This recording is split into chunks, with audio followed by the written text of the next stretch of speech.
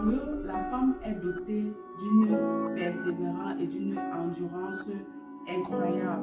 C'est d'ailleurs la raison pour laquelle le Créateur lui a concédé la soumission, car la femme est capable de supporter des choses incroyables, de prendre sur elle des choses inimaginables et d'être transformée en positif de très grand.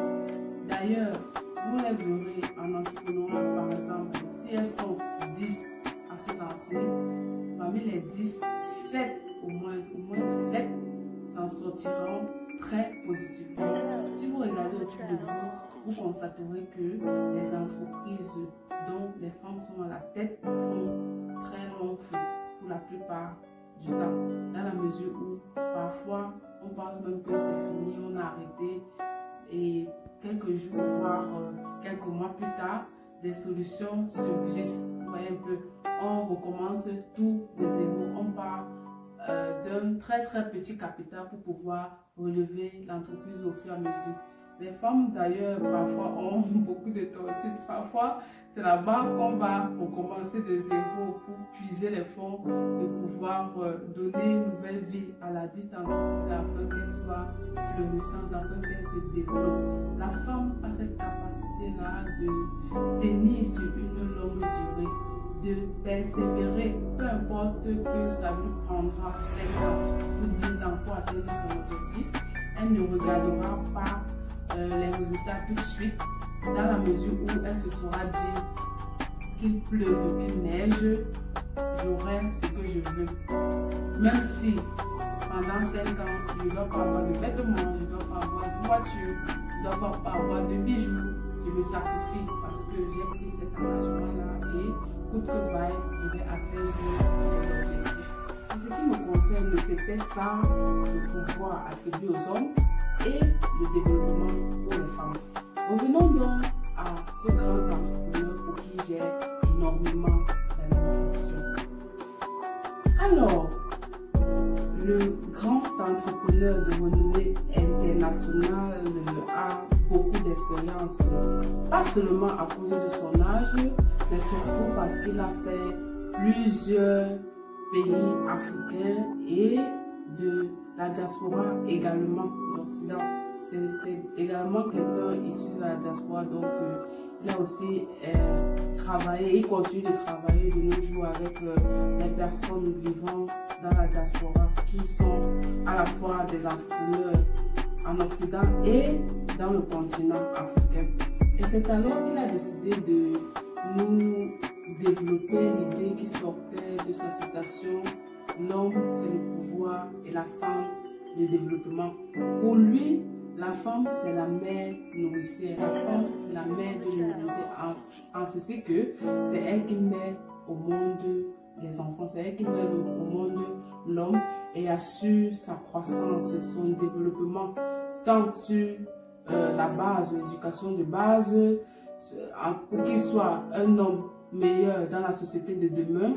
Et tout cela demande une certaine patience, une certaine concentration, un certain labeur qui n'est pas à décréditer. Du coup, la femme ayant cette capacité d'éduquer les hommes de demain, de prendre soin de la maisonnée, d'entretenir un homme dans son foyer, a donc également, avec ses qualités de multitâche, de pouvoir engendrer une société et de la mener jusqu'au sommet.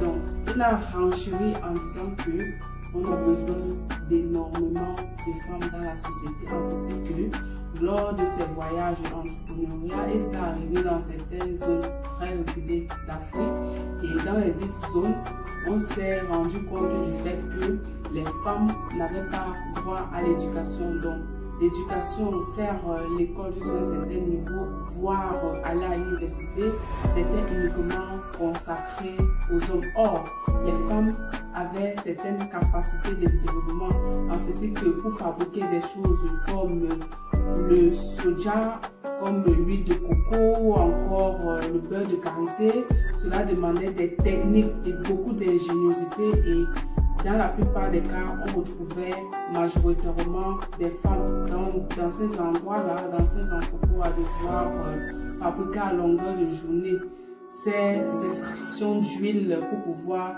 les vendre dans les marchés. Du coup, les femmes ont commencé à développer les mêmes aptitudes que les hommes. Et on s'est rendu compte que la société évolue plus rapidement, notamment la société africaine, car, comme on le dit très souvent, la femme est l'aide de l'homme.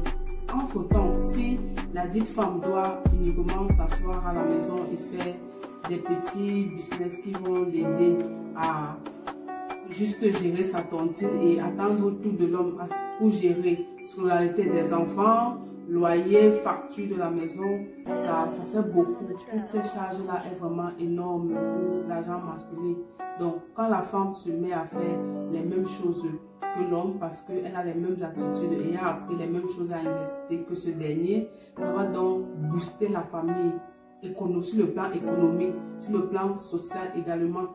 Étant donné que c'est la femme qui transmet, puisque cette dernière passe plus de temps avec les enfants, forcément, les 10 enfants seront très dynamiques, en ceci qui seront également multicasquettes, surtout pour les enfants filles.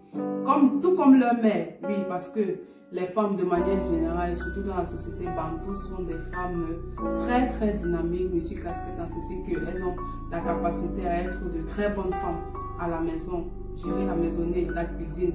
Et aussi, elles sont très très intelligentes à l'école. C'est également les mêmes femmes qui créent des entreprises et les hissent jusqu'au sommet.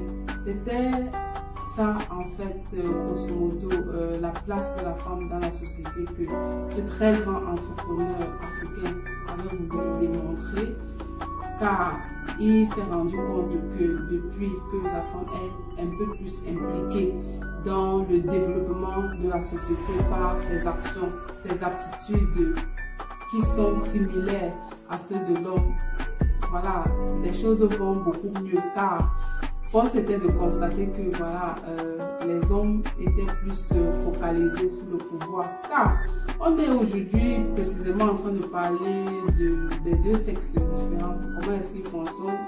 Il faut savoir que l'ego dont on a parlé plus haut, en ce qui concerne l'homme envers la femme, ça existe aussi entre homme à homme.